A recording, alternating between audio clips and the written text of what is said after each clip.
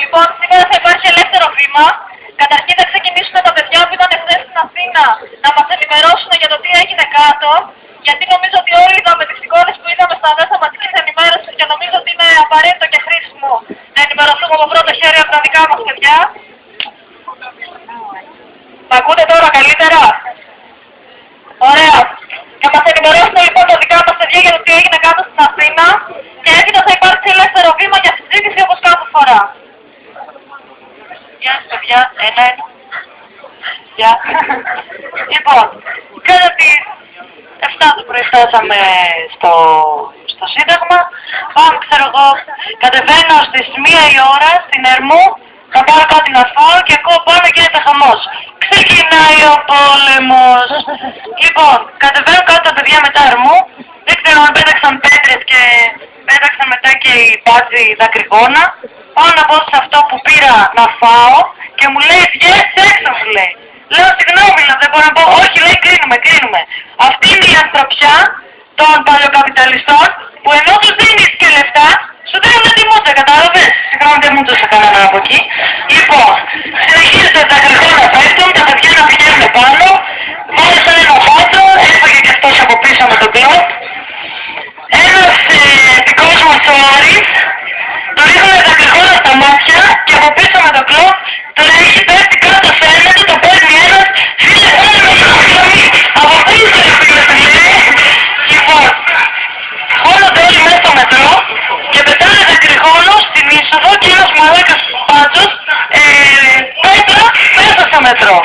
Όλοι με τις μάσκες, τέλος πάντων σε μια φάση μπαίνω μέσα, κατά τις 3-4 μπαίνω μέσα στο Σύνταγμα, στις σκηνές να πάρω την τσάντα μου και σκάει το δακρυγόνο πάνω στο πανί. Νερό τα παιδιά να το σβήσουνε, δεν ξέρω τι έκανα, δεν έμπαινε αέρας από τη μάσκα και βγάζω τη μάσκα, λιποθυμία κούχου, πιάνω τη μία, πέφτω κάτω, τέλος πάντων, ασφυξία, αλλά σου λέω ότι ρίχνανε και μέσα στις σκηνές, δακρυγόνα.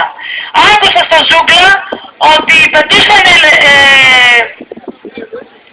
ένας έβγαλε λέει περίστροφο, ένας μπάτσος. Συγγνώμη για τη λέξη αστυνομικός. Λοιπόν, μπάτσος, ναι, τώρα μπάτσος. Την πρώτη φορά που έλεγα εδώ που έγινε το περιστατικό στη Ροντόζα, μη βάζεις τα πέρες! Λοιπόν, δεν υπάρχουν αστυνομικοί, δυστυχώς είναι ένα άνθρωπο επάγγελμα. Κάθαν όλα τα πιδαρίνια στη σειρά, τους βρίζαμε εκεί, τους λέγαμε διάφορα. Λέω καλύτερα πουτάνα παρά μπάτσος. Πουτάνα είναι πιο άξια από εσάς. Μου λέγανε, έλα ρε σου φέρω με μοτέλο, έλα ρόμποκοπ. Λοιπόν, τέλος πάντων ήταν οπάνθρωπα τα πράγματα. Εμείς πήγαμε από τις 11.30 στο μεταξουργείο και κάνω μετά στο μοναστηράκι συνέλευση τα παιδάκια του παπά και της μαμάς, τα φουτερόπεδα, γιατί δεν έχουν λεφτά να φάνε. Και καθόμαστε φάγαμε ένα σουβλάκι σαν άνθρωπος είχα το πρωί να βάλω μπουκιά στο στόμα μου και μου λένε «Πάτε το σουβλάκι μαζί σας, ελάτε». Έλα πως και μου είχα κοτόπουλο στο στόμα, αλλιώς θα την άρχιζα. Που μου κάθεσαι στο σπίτι σου, περιμένεις να τελειώσει το επεισόδιο και μετά πας να μου κάνεις συνέλευση στο μοναστηράκι και εκπορία. Που θα μου πεις Σίμωρη Καριόλα που έφαγα το δακρυγόνο στη μάπα δηλαδή. Τέλος πάντων. Πιο θεατρικό. Τέλος πάντων. Ναι, συγγνώμη, είναι πολύ. Τέλος πάντων, άκουσα χτύπησαν και ένα μικρό παιδί, ήταν με μαυρισμένο μάτι. Θα τα δείτε στο Zouk.gr, τέλος πάντων, ναι. Και στο rtp.pt, ένα πορτοκαλικό κανάλι με μια μάσκα. Πατραχάντροπος. Ευχαριστώ.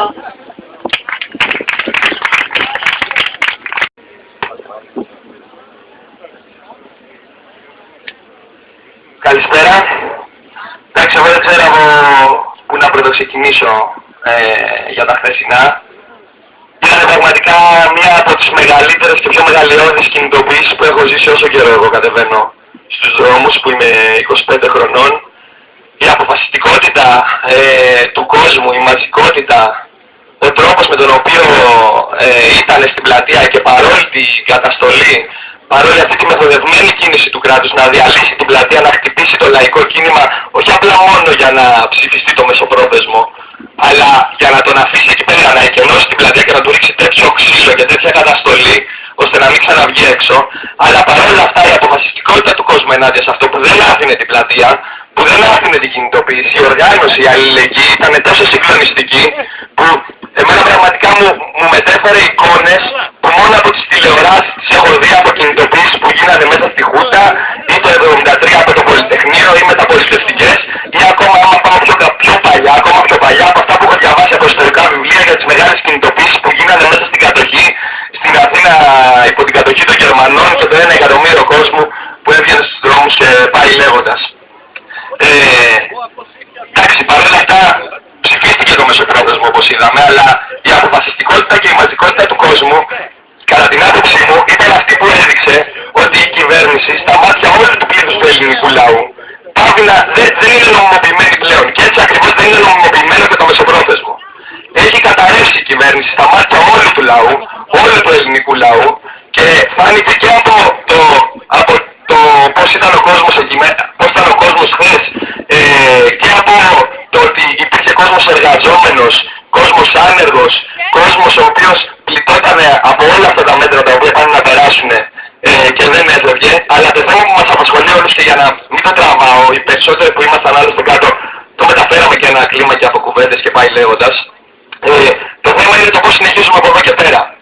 Το θέμα είναι ότι δεν άφησε ο κόσμος και σήμερα βλέπω ότι υπάρχει εδώ πέρα, ότι οι κινητοποιήσεις συνεχίζουν και θα συνεχίσουν, ότι αυτή η κυβέρνηση που είναι απονομιμοποιημένη στα μάτια του κόσμου δεν θα είναι εύκολο έργο στο επόμενο διάστημα να προχωρήσει και να εφαρμόσει το μεσοπρόθεσμο, να εφαρμόσει όλα αυτά τα μέτρα, ότι εμείς όλοι μας έχουμε υποχρέωση στο επόμενο διάστημα και να διατηρήσουμε το κλίμα που υπάρχει και σε πλατείες και ούτω καθεξής, αλλά και να μεταφέρουμε αυτό το κλίμα και όλη αυτή τη δυναμική αντίστασης, αλληλεγγύης, οργάνωσης, αγώνα και ούτω καθεξής, να τη μεταφέρουμε στους κοινωνικούς μας χώρους, να τη μεταφέρουμε στους χώρους δουλειάς μας, να τη μεταφέρουμε στις γειτονιές και να είμαστε έτοιμοι να συνεχίσουμε, γιατί να μην γελιόμαστε. Το λέγαμε και πιο πριν, το λέγαμε από την πρώτη μέρα που ξεκινήσαμε, ότι ο πόλεμος στον οποίο μπαίνουμε είναι μεγάλος και όποιος και αν θέλει να το παρουσιάσει σαν ήττα το χθεσινό για το λαϊκό κίνημα, κάνει ένα πάρα πολύ μεγάλο λάθος.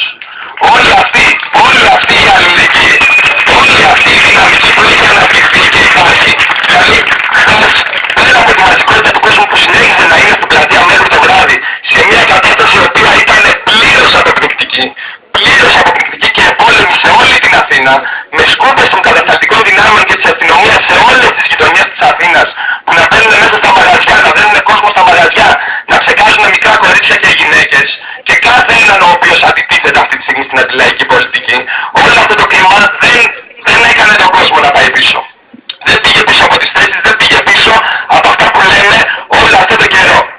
Και ακριβώς το στίχημα, ας πούμε, στην επόμενη περίοδο είναι αυτό το οποίο περιέγραψα, είναι πρώτον ότι ψυχολογικά είμαστε ακμαίοι, όσο ξύλο και να φάγαμε χθες, όσο δακρυγόνο και να φάγαμε, η αλληλεγγύη, το χέρι του διπλανού που μας κρατούσε, το χέρι της κοπέλας που μας φέκαζε με μαλόξ, οι αλυσίδες οι οποίες κάναμε μπροστά στους αστυνομικούς τους μπάτσους τέλος πάντων και δεν τους αφήναμε να πούμε στην πλατεία, το μπλοκ της Θεσσαλονίκης που ήταν πολύ δυναμικό εδώ του Λευκού Πύργου, που ήταν πολύ δυναμικό και έφτασε με πορεία το πρωί στο Σύνταγμα, και παρόλα ας πούμε που πλέγαμε από τα δακρυγόνα της προηγούμενης μέρας, ήταν δυναμικό και κατάφερε να παίξει σημαντικό και κομβικό ρόλο για την περιφρόνηση που γινόταν πάνω στα σκαλιά του Συντάγματος, έδειξε πάρα όλα και εδώ για τη Θεσσαλονίκη. Οπότε εγώ αυτό έχω να πω, ότι μόνο αισιοδοξία μου γέμισε το χθεσινό, μόνο αισιοδοξία για τη συνέχεια του αγώνα, μόνο αισιοδοξία για τον παλμό και για τον κόσμο και για το πώς αυτός ο κόσμος μέσα σε 35 μέρες έκανε άλλη μετασυνείδησης και ριζοσπαστικοποίησης όσον αφορά τον τρόπο με τον οποίο προστατεύει τα δικαιώματά του αυτά τα οποία πιστεύει. Και δεν θέλω να πω τίποτα άλλο, απλά να κάνω μία έκκληση για τα γεγονότα που γίνανε 10 λεπτά και να κλείσω, να κάνω μία έκκληση προς όλους, ότι χθες η αστυνομία με κάθε τρόπο προσπάθησε να διαλύσει την πλατεία Συντάγματος και δεν το κατάφερε. Δεν το κατάφερε, σήμερα έχουν πάλι μάζεμα 6 ώρα και είμαι σίγουρος ότι θα είναι μαζικότερα και οι σημερινές, θα είναι μαζικότερη και η σημερινή κινητοποίηση και θα είναι μαζικότερα και οι επόμενες. Εδώ κάνω έκκληση προς όλους και κάνω έκκληση για να μην κάνω προειδοποίηση τέλος πάντων, κάνω έκκληση ακόμα, ότι όποιος προσπαθεί εδώ πέρα μέσα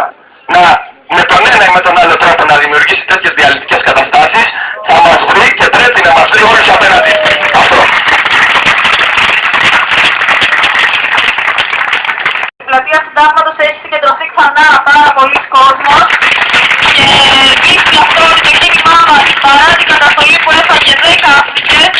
Υπάρχει πάρα πολλή αποφασιστικότητα στον κόσμο, ανασυγκροτούν, καθαρίζουν την πλατεία, καθαρίζουν το χώρο, ανακαταλαμβάνουν την πλατεία και συνεχίζουν. Και νομίζω ότι πρέπει να το λάβουμε πολύ σοβαρά υπόψη μας και γιατί θα κάνουμε κι εμείς. Γενικά να αρχίσει να δηλώνει το κόσμος που θέλει να μιλήσει σήμερα, με σειρά πάλι με τη γνωστή διαδικασία, προηγούνται τα παιδιά που ήταν από την Αθήνα και γενικά άμα είναι και εδώ πέρα να μιλήσουν κιόλας πρώτοι, να αρχίσει να δηλώνεται κόσμος για να αρχίσουν να γίνονται οι κληρώσεις για μετά.